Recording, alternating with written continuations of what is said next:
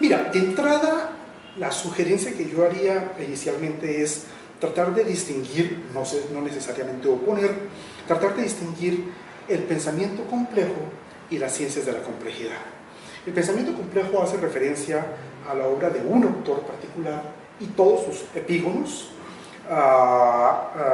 que se concentra en un concepto medular que es el método. Me refiero a la obra de Edgar Morin. Y de otra parte, las ciencias de la complejidad. La razón por la que yo sugiero establecer esta distinción es muy básica. Todos conocemos la obra de Edgar Morin, muy sugestiva, llena de intuiciones, él mismo un muy buen ser humano, pero lo que sabe Morin de ciencia en el sentido amplio de la palabra y lo que dice de ciencia es muy pobre. Es muy pobre. Y entonces, digamos, para el mundo de hoy ya no nos sirve. Morin llegó al campo de las ciencias en general, de las disciplinas, máximo hasta los años 1980. De suerte que habría un retraso de prácticamente 40 años, es decir, 2 generaciones.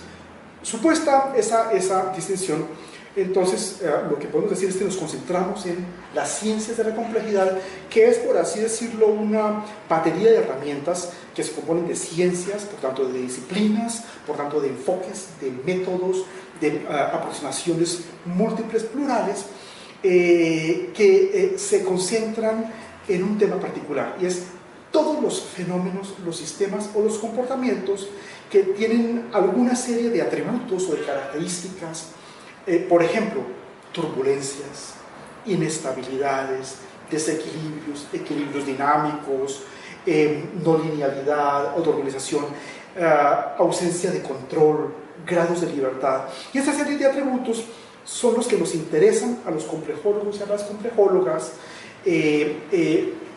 por una razón básica. Desde cualquier punto de vista, desde el punto de vista intuitivo, emocional, categorial, qué sé yo, el más complejo de todos los fenómenos es la vida. Y entonces las ciencias de la complejidad son ciencias de la vida. Y la razón por la que nos interesa esto es justamente para afirmar, para gratificar, para exaltar, para dignificar, para llenar de contenidos a la vida en general. Un caso particular de la cual somos los seres humanos. Entonces, el pensamiento complejo no puede decir eso. Las ciencias de la complejidad lo pueden, y con mucha suficiencia. Ese es el primer elemento. Ahora bien, con respecto a tu pregunta, digamos, gestión del conocimiento, cognición, etc. Entonces voy a decir dos cosas. Uno, cada época desarrolla la ciencia que puede y cada época desarrolla la ciencia que necesita. Y para la época que estamos viviendo, latus sensu, las ciencias que hemos desarrollado, es decir, los lenguajes, las aproximaciones, los métodos, etc., que hemos desarrollado, son justamente las ciencias de la complejidad. Sin ambaje, la punta del conocimiento pasa por esto, aquí y en Cafarnaúm, ¿cierto? Pasa por este elemento. Y entonces se trata de tratar de crear literalmente nuevos conceptos, nuevas matemáticas, nuevas herramientas tecnológicas, nuevos enfoques, qué sé yo, para tratar de entender esas cosas que allá afuera están sucediendo de la forma como a todos nos sorprende. De manera atávica, la noción de conocimiento o de cognición era eminentemente antropomórfica, antropológica o antropocéntrica. Solo los seres humanos conocían, ¿cierto?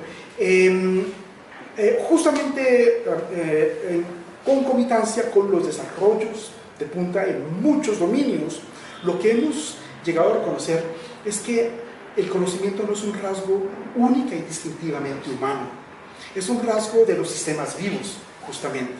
Y los sistemas vivos, desde, digámoslo pedagógicamente, desde los seres humanos hacia abajo, ¿cierto? Por ejemplo, los mandibulados, por ejemplo, los vertebrados, por ejemplo, los primates, de ahí hacia abajo, las aves, ¿cómo se llama? Las bacterias, y muy recientemente incluso los virus, ¿cierto? Ya voy a hacer un elemento adicional a título puramente provocativo, son susceptibles de conocimiento. ¿Qué es conocer? Conocer significa cosas como aprender, adaptarse, jugar, resolver problemas, tener capacidad de relaciones y de conexiones. Y entonces lo que hemos descubierto, y es apasionante, es que el conocimiento del ser humano no es la única e incluso no es la mejor forma de conocimiento que existe en el mundo. Entonces, para explicitar esta idea, digamos un elemento básico. El conocimiento es aquello que a mí, quien quiera que diga yo, me sirve para vivir. Lo que facilita mi vida, lo que garantiza mi vida. Entonces, el conocimiento tiene una función selectiva, ¿cierto? Y es ese conocimiento que me ayuda a vivir, yo después lo llamo bueno o positivo o favorable o cosas por el estilo. Y desde el punto de vista selectivo, hay especies, formas, familias bastante más longevas que los seres humanos. Entonces, la relación que me sugieres entre conocimiento y complejidad justamente tiene que ver con la invitación, digámoslo amablemente, la invitación a el reconocimiento expreso de que pensar en términos de complejidad significa, lo digo de dos maneras, con que cojamos una suficiente, pensar en términos biocéntricos o ecocéntricos, es decir, en términos ya no eminentemente antropomórficos, antropológicos, antropocéntricos. Lo que significa y es que la concepción que yo tengo, quien quiera que diga yo, de ser humano, hay muchos tipos de humanismo. El humanismo católico, el humanismo marxista, el humanismo renacentista, el humanismo griego, el humanismo... ¿Qué sé yo? No se erosiona, sino que se inscribe en un marco inmensamente más amplio. Ahora bien, tu pregunta es mucho más puntual y hace referencia a la gestión del conocimiento. Claro. El problema más importante al que nos vemos abocados hoy en día es la dificultad de que todo el mundo habla de innovación, pero hacer innovación, implementar la innovación es muy difícil. Nos llenamos la boca de innovación, por tanto, cambio, qué sé yo, pero a la hora de la verdad hay miedo y hay mucho pánico, ¿cómo se llama?, para que la innovación se implemente efectivamente.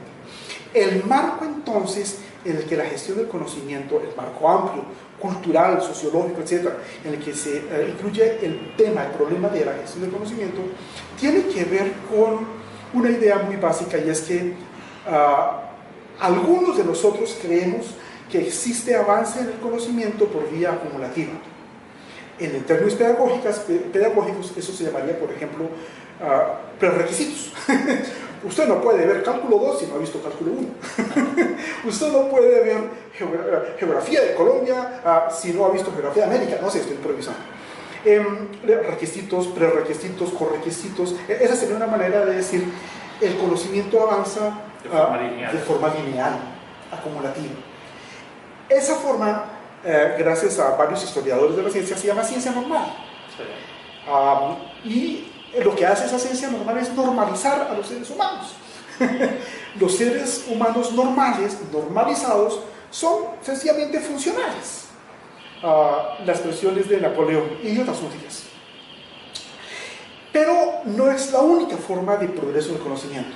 El conocimiento sucede justamente como tiene lugar la evolución, y es por vía de quiebres, de rupturas, de discontinuidades, de emergencias, es decir, en las comisuras, en los pliegues, para tratar de utilizar otro lenguaje. Entonces, las ciencias de la complejidad se sitúan en este otro ámbito, es decir, en un avance del conocimiento por vía de revoluciones. Y entonces hablamos de revolución científica, de revolución en el conocimiento. Podremos hacer referencia a varios autores, en este momento me interesaría mucho. Entonces la gestión del conocimiento es cómo gestionar conocimiento, supuesto el hecho de que los procesos acumulativos, normalizadores, ya no son necesarios ni son suficientes, y poder entonces, lo voy a decir en términos de ingeniería industrial, por ejemplo, pensar no única y ya principalmente en términos de innovación incremental, que siempre será importante, sino de innovación radical. Entonces, lo que hacemos nosotros es tratar de conducir el foco hacia la importancia de la innovación radical. Es decir,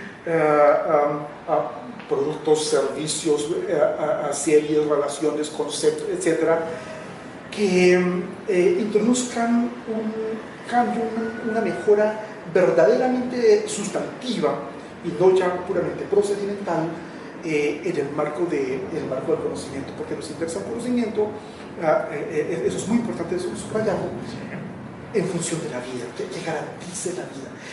Eso está en el ABC de la complejidad. La vida y el conocimiento son una sola y misma cosa. Lo que hacen los sistemas vivos para vivir es lo más grandioso y lo más peligroso que pueden hacer, y es conocer. Y el proceso de conocimiento implica exploración, desafío, cuestionamiento, cambio, adaptación, incertidumbre. Incertidumbre manifiestada.